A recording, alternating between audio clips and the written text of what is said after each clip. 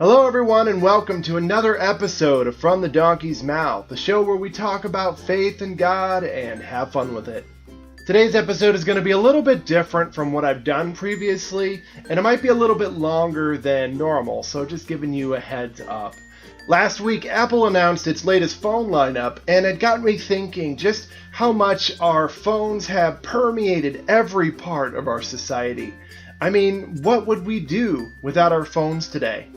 So I began writing out the script for this episode, weighing out the pros and cons of our phone-centric culture, and I realized that I needed to expand beyond phones to the actual software that we use, to social media and other technologies.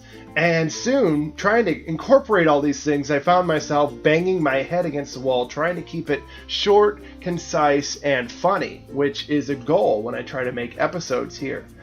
But then my wife came to me and said, hey, didn't you already make a video on pretty much this same subject matter? Turns out I did a while back, so I rewatched this video and found that it still holds true today.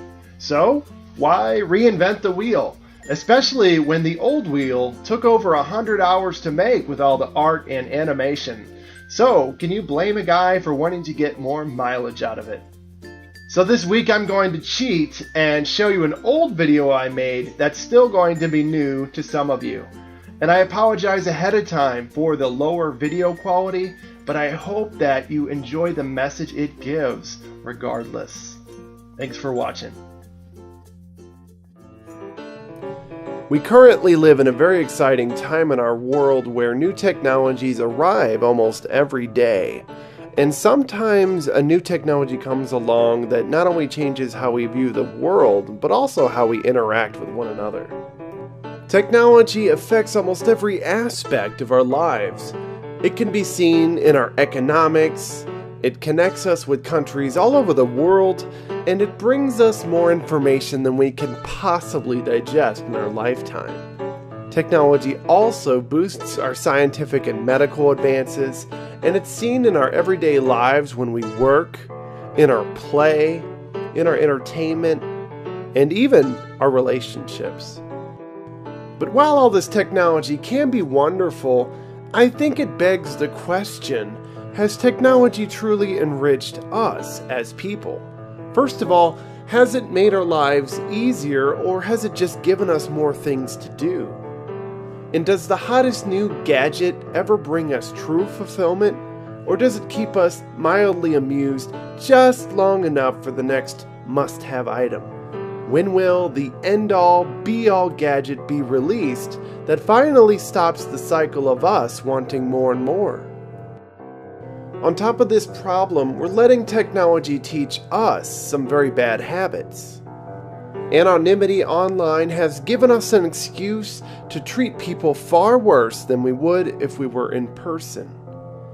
And hate, even anonymous hate in a virtual setting, has very real consequences. And if that's not enough, add lower attention spans, higher stress levels, and increased loneliness. How can we be so connected and yet so isolated at the same time? Perhaps we're choosing to read about and view pictures of our friends too much and not spending time with them enough. Technology is a great tool, but our tools don't give us what we really need to live happy and healthy lives. What we really need is love.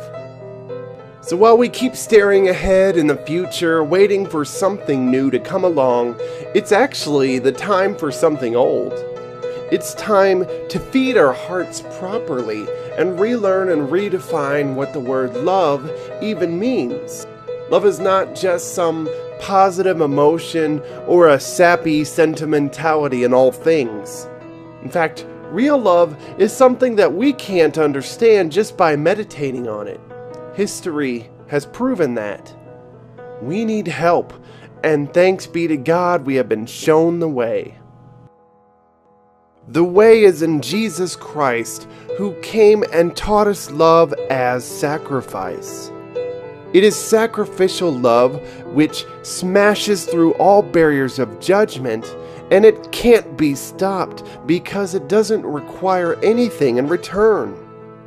This kind of love would be impossible for us to maintain on our own, but Christ, as the Son of God, gives us the power to love like this if we just ask for help.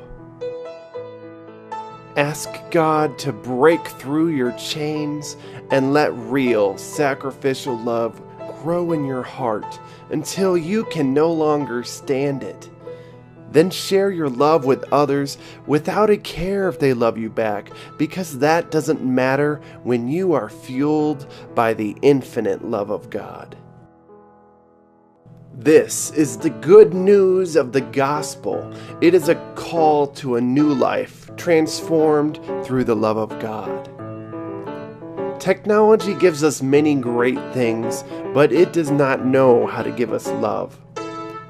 Technology instead gives us tools and an opportunity like never before in history.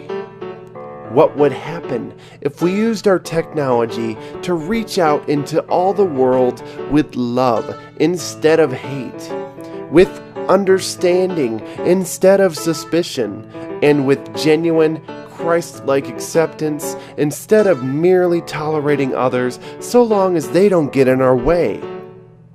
Nothing short of a miracle.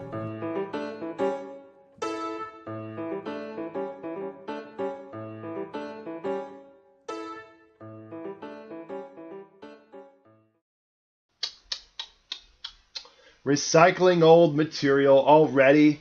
Are we out of ideas? This show is going downhill fast.